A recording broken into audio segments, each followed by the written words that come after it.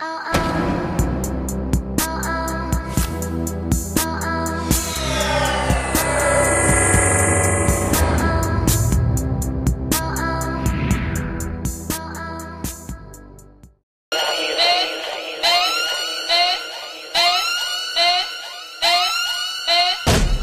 good? It's Jay Jones here from Kick Genius, and today, as you can see, we have the Li-Ning Way of Wade 2. For what I can tell so far, it's a pretty decent shoe. I'm excited to have it, but you know we're going to get into our basic drills, our basic routine. Other than that, I'm going to let you guys know how it performs later. Enjoy.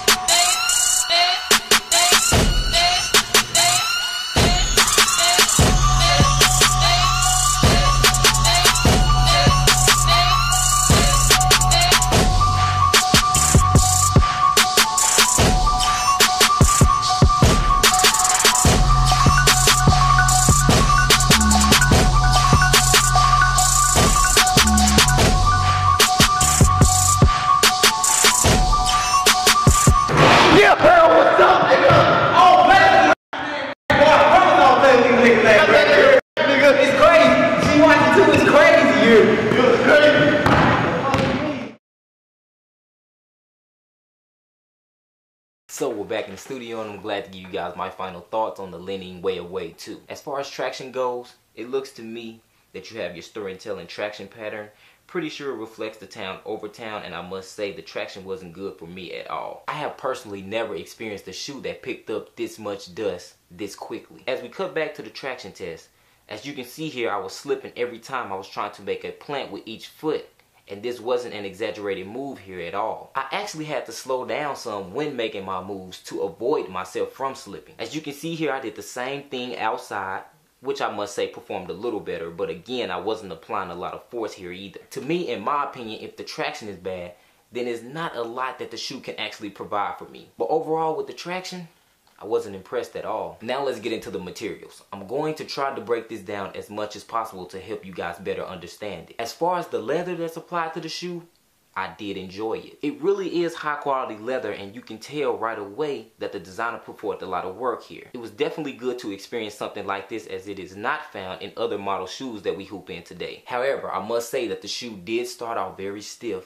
I mean hella stiff, which is kind of contradictory to the premium leather. So I know what you're thinking, Jay Jones, how is that possible? A good example here is a baseball glove. I also used to play baseball, but this is a good example because, you know, once you buy a new baseball glove, it's not as adaptive, or it doesn't get that same good feeling that you had with your old baseball glove, but eventually it starts to break in, it starts to feel good.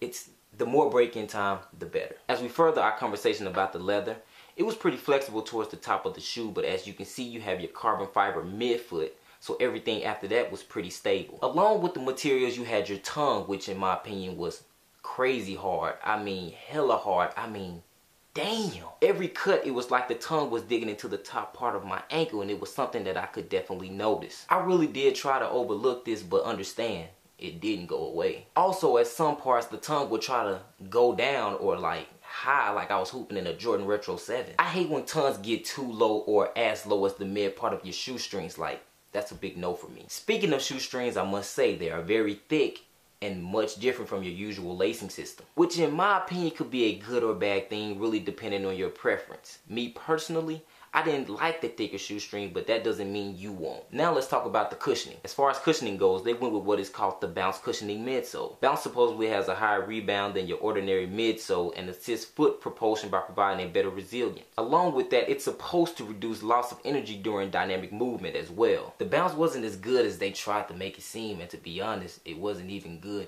enough for the weight of the shoe. What I'm trying to get at here is, with the Kobe 8, you know, they with Lunarlon. Therefore, I was able to feel the Lunarlon better due to the fact that the shoe was lighter.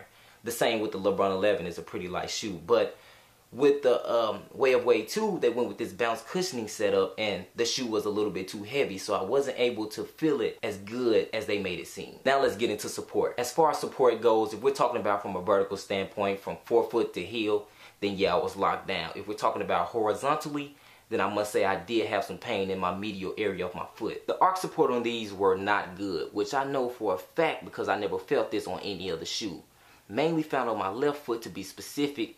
It was like my foot wanted to come out of the side somewhat. The arch support could definitely be improved on these, but as far as overall lockdown, then yeah, I was secure. As far as fitting was good. Like I said, I was locked down. They also run true to size, so why get anything else? If you wear a 10, get a 10. Overall, besides the fact that these have premium leather and that the shoe made me 5'9", these really let me down. They are a little clunky. The tongue hurts like hell, and the traction on the court wasn't good at all. If you don't have good traction, you can't make moves like you want to. If you can't make moves like you want to, then you can't hoop like you want to. If you can't hoop like you want to, then you become trash. Therefore, I'm going to have to give these the trash rating. If they switched the traction pattern to your typical herringbone and made the tongue a little bit more soft, then this shoe would definitely get the job done. With that being said, I do realize that this is only the second model of this shoe, and I do look forward to the upcoming models, as I know that they will only get better. So that wraps up the performance test. I hope this helps. Remember, rule number 1, get buckets. Rule number 2, get buckets. It's Jay Jones, the Kick Genius, and I'm out.